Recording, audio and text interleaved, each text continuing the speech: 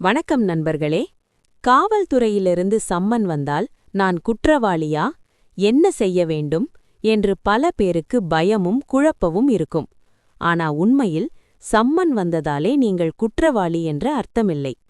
இன்று இந்த வீடியோவில் போலீஸ் சம்மன் வந்தால் என்ன செய்ய வேண்டும் என்பதை ஸ்டெப் பை ஸ்டெப்பா தெளிவாக பார்ப்போம். முதலில் சம்மனை முழுமையாக படிக்க வேண்டும்.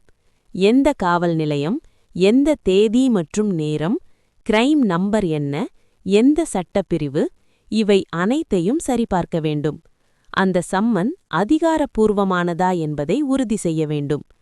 காவல் அதிகாரியின் கையொப்பம் இருக்கிறதா, போலீஸ் ஸ்டேஷன் முத்திரை இருக்கிறதா? இப்போது வாட்ஸ்அப் அல்லது இமெயில் மூலமாகவும் சம்மன் வரலாம், அது கூட செல்லுபடியாகும்.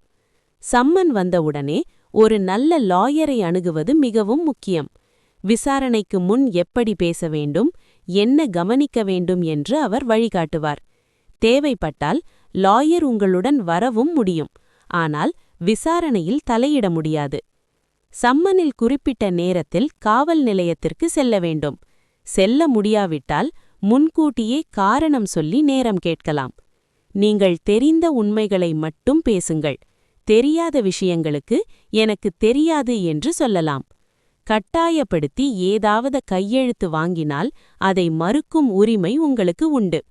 உங்களை கைது செய்ய வாய்ப்பிருக்கிறது என்று லாயர் நினைத்தால் முன்ஜாமீன் பெற நீதிமன்றத்தில் மனு போடலாம்.